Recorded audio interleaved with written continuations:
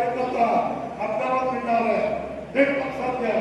आणि हे सगळे कार्यक्रम हे आमचेच कार्यक्रम आहेत. अशा पद्धतीला हा सगळ्या कार्यक्रमावर बघा.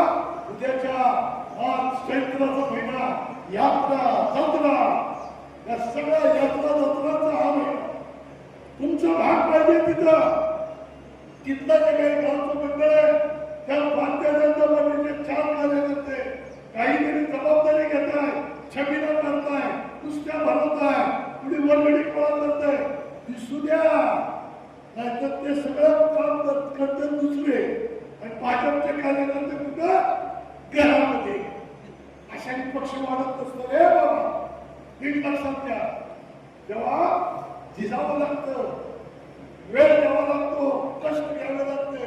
नुसतं एका जागी बसून गप्पा मारून भाषण करून पार्टी वाढत नाही. नीट लक्षात घ्या. जेव्हा पार्टी वाढवायची त्याच्यासाठी मी बोलतोय. बाकीचे किती त्याच्यात घेत्या मला माहित नाही, पण आधी गेली 45 वर्ष अशा पद्धतीनं काम केलं. 45 वर्षात सुद्धा आज 20 वर्ष गॅप पडला माझा. भारतीय जनता पार्टीच्या विचारातून दूर जाऊन 2005 साली भाजप हिंदुत्वाचा विचार सोडून राष्ट्रवादीत प्रवेश केला. आजही इंदापूर तालुक्यापासून राज्यातल्या कुठल्याही भागात तुम्ही जा, आमच्याबद्दलचे आत्मीयतेनं जी लोक जे बोलतात त्याचं कारणच ते आहे. आम्ही ज्या पद्धतीनं काम करून दाखवलंय त्याच्या इतर चर्चा करत बसत नाही, पण त्या काळात वेगळ्यासारखं काम आम्ही करून दाखवलं.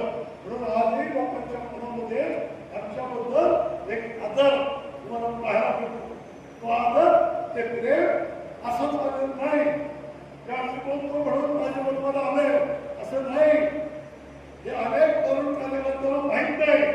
1978, 1979 ते 2005 या काळामध्ये भाजपच्या माध्यमातून, शिवसेनेचा उमेदवार म्हणून आणि पतितपाल संघटनेच्या माध्यमातून ज्या पद्धतीने आम्ही काम केलं ते त्यावेळेच्या काळामध्ये गरजेनुसार केलं. आणि म्हणूनच आजही संघटन हे टिकून ठेवण्यामध्ये आम्ही यशस्वी झालेलो.